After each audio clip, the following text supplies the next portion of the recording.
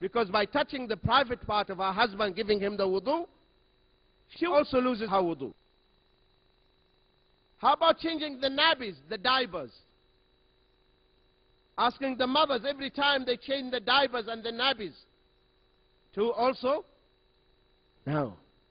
So the two hadiths are talking about different cases. If you touch your private part seeking desire, you have to renew it. If you touch it by accident, then it's fine. So there's no contradiction.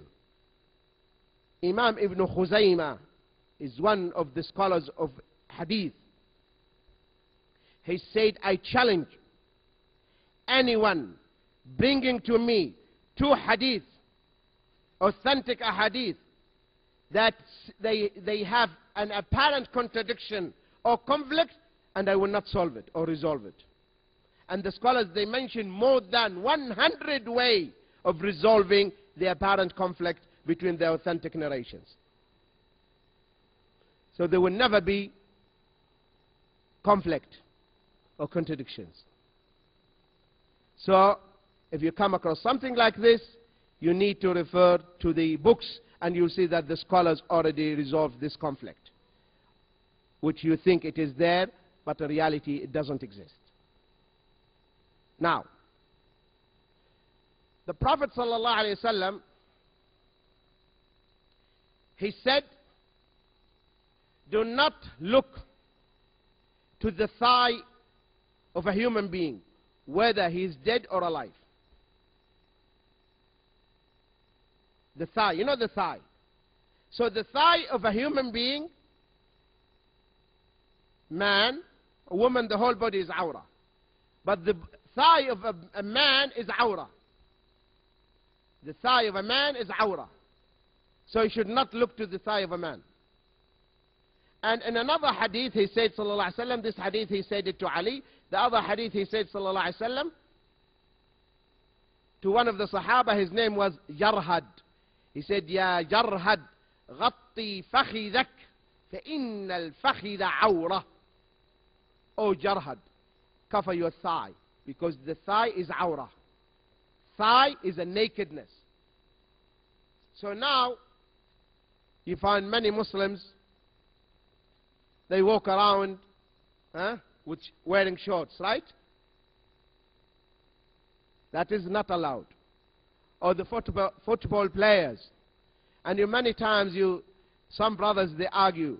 You tell him, but you are watching the thighs of the people, of the players. Say, no, I don't see the thighs, I see only the ball. I'm only focusing on the football itself. Because they are addicts. Anyway. So these are two authentic ahadith. The Prophet ﷺ is saying, the fakhd, thigh, is awrah. So which type of sunnah is this? Sunnah of actions or saying? Saying.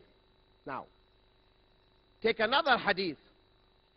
The Prophet ﷺ, one day he was sitting in his house, and Abu Bakr as-Siddiq entered upon the Prophet ﷺ, and the izar rolled up and his thigh was shown, and he remained sallallahu alaihi wasallam in that position. And then Umar ibn Khattab came, and he remained sallallahu alaihi wasallam in the same position.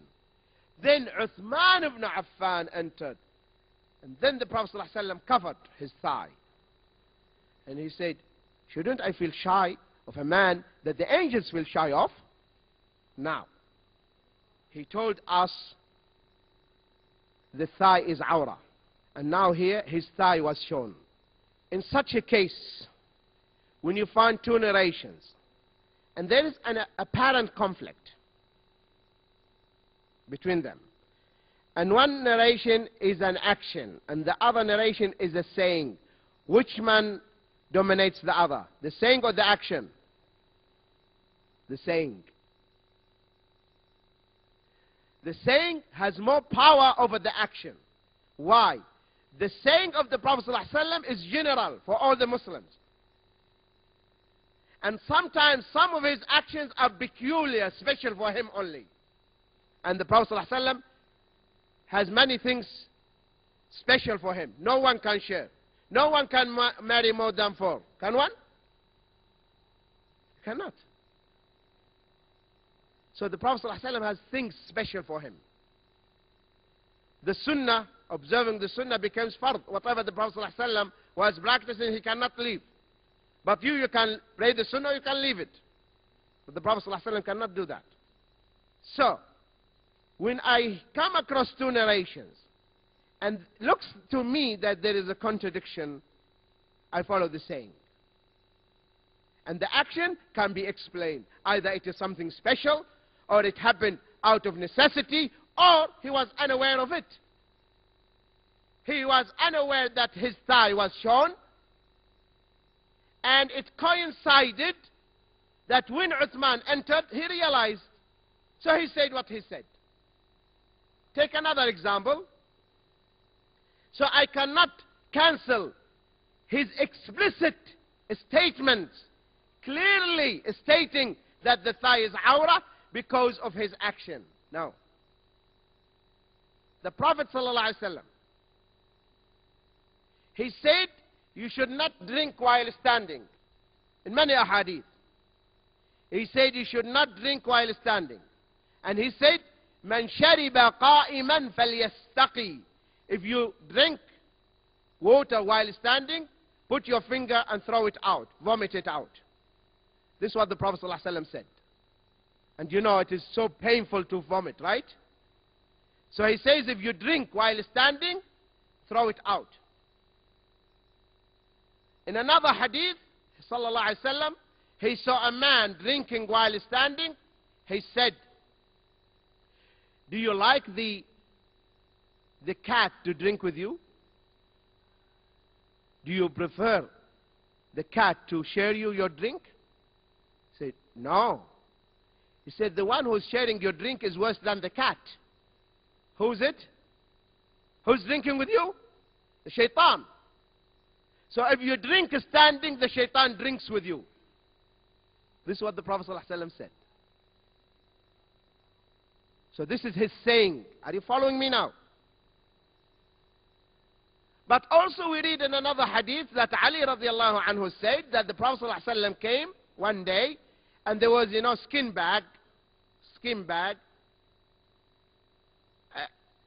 hang on the tree.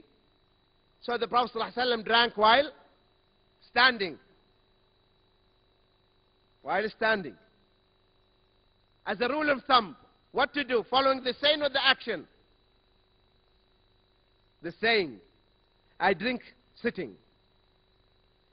But the scholar, they said, the Prophet ﷺ, he drank standing.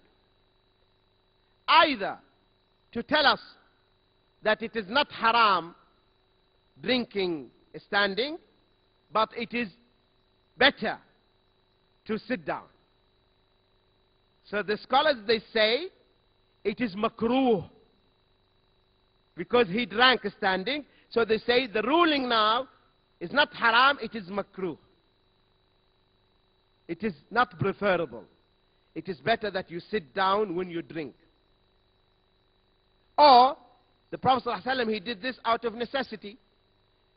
The skin bag is there on the tree, no glass, nothing. Like sometimes you come to the cooler, there is no glass, and you are thirsty, what to do? You will drink while standing. So there was a necessity. And you know something that many Muslims, they tell you, Zamzam, you're drinking to standing, right? And they say it is sunnah to drink Zamzam while standing. We tell them, who told you it is sunnah to drink Zamzam standing? Where is it mentioned? They said the Prophet ﷺ drank Zamzam while standing. We say yes, but why did he drink Zamzam while standing? Did you know?